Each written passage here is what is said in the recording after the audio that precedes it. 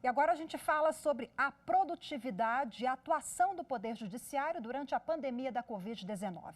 É que em alguns ramos da Justiça, os processos já são inteiramente digitais. Isso facilita o trabalho de juízes e servidores, tornando a prestação do serviço ao cidadão cada vez mais rápida e eficaz. E em tempo de pandemia, as videoconferências também se tornaram uma ferramenta importante para que as audiências e julgamentos fossem mantidos. Os dados são do Conselho Nacional de Justiça e mostram que todos os processos em tramitação na Justiça do Trabalho já são digitais. Na Justiça Federal, o índice é um pouco menor, mas chega a 85%. A migração dos processos físicos, aqueles que resultavam em pilhas de papéis, para os digitais, começou a ser adotada há aproximadamente 15 anos pelo Poder Judiciário em todo o país. Ferramentas foram implementadas para auxiliar a Justiça a melhorar a forma de tramitação dos processos e a diminuir o tempo de espera de quem precisa do judiciário. Entre os sistemas estão o Processo Judicial Eletrônico, PJE, e outros que utilizam a inteligência artificial, como a plataforma Vitor, utilizada pelo STF, e que lê os recursos extraordinários e identifica quais estão vinculados a determinados temas de repercussão geral, ajudando os servidores em suas análises. Essas ferramentas auxiliam os 92 tribunais brasileiros a julgar os mais de 80 milhões de processos em tramitação. Em época de pandemia e trabalho remoto, as videoconferências também se tornaram fundamentais para a manutenção das atividades do Poder Judiciário e acompanhamento de processos e decisões tomadas pela Justiça. De abril a agosto deste ano, foram mais de 360 mil videoconferências. Para este professor da Universidade de Brasília, as adaptações no trabalho do judiciário provocadas pela pandemia e os avanços tecnológicos são positivos. Quando você relativiza isso e todo mundo entende que não pode ser presencial, tem que ser remotamente e que isso possa a fazer parte da nossa cultura, eu tenho a impressão que isso é uma evolução sem volta. Espero que seja para melhor. E para detalhar o assunto, eu converso agora ao vivo com o juiz auxiliar da presidência do Conselho Nacional de Justiça, o doutor Braulio Guzmão. Boa tarde para o senhor, muito obrigada por nos atender. Boa tarde, obrigado pela oportunidade de estar aqui. Doutor Braulio, nós acompanhamos na reportagem que o Judiciário já vem há muitos anos trabalhando na digitalização dos processos e avançando, muito nessa seara. Agora, na pandemia, tivemos mais uma inovação, as sessões virtuais, o que mostra que o Judiciário não parou, pelo contrário, a produtividade até aumentou nesse período, né? Sim, foi um período que, se de um lado, de muita dificuldade para todos nós, com a necessidade do distanciamento social, com a necessidade de continuar trabalhando, de atender a população, o Conselho Nacional de Justiça lançou uma plataforma emergencial para as videoconferências, que foi um convênio de cooperação técnica com a Cisco.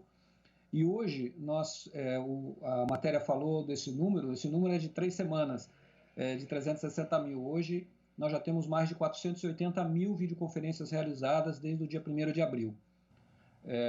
E 80% dessas videoconferências foram para audiências, que são aquelas em que o juiz precisa se reunir com advogados ou tomar depoimentos, e as sessões de julgamento nos tribunais, que nós acompanhamos a todo momento e que muitas delas transmitidas por uma rede social. E o senhor atribui esse aumento da produtividade a essas novas ferramentas que foram instituídas? Na verdade, o que aconteceu? Nós não paramos, o processo eletrônico permite que se trabalhe de qualquer lugar, os deslocamentos diminuíram e de alguma maneira aumentou a concentração. Então, muitas coisas que tomavam, entre aspas, esse tempo, elas deixaram de existir. E o mais importante disso foi a capacidade do judiciário brasileiro de responder a esse momento. Nós podemos hoje, lemos as notícias questionando que a justiça decidiu de uma maneira ou de outra, mas em nenhum momento alguém disse que a justiça não estava acessível e que não recebeu do judiciário uma manifestação. E nós podemos acompanhar o quanto a justiça brasileira tem sido acionada nesse período. Então, tem sido fundamental e, por isso, a nossa produtividade acabou aumentando também. Ao longo dos anos, muitos processos físicos se transformaram em processos digitais na Justiça Trabalhista. A reportagem do Gabriel mostra que 100% dos processos já estão, né, nesse meio digital. O que falta para a gente atingir 100% em todo o Poder Judiciário? Ontem foi publicado num evento presidido pelo ministro Dias Toffoli, que é o presidente do Conselho Nacional de Justiça, publicado o último relatório Justiça em Números. Ele mostra que nós já estamos com 80% do nosso acervo digital e que os novos casos hoje alcançam 90%.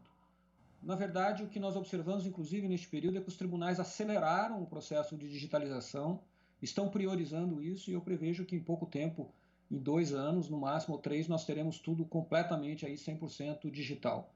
Lembrando que tudo isso é um investimento de muito tempo. A Justiça do Trabalho começou isso em 2011, então faz 9 anos, e vários tribunais, durante esse período, também estão avançando. Então, é um processo que não é de agora. Mesmo o caso das videoconferências só foi possível porque nós já éramos digitais em grande parte.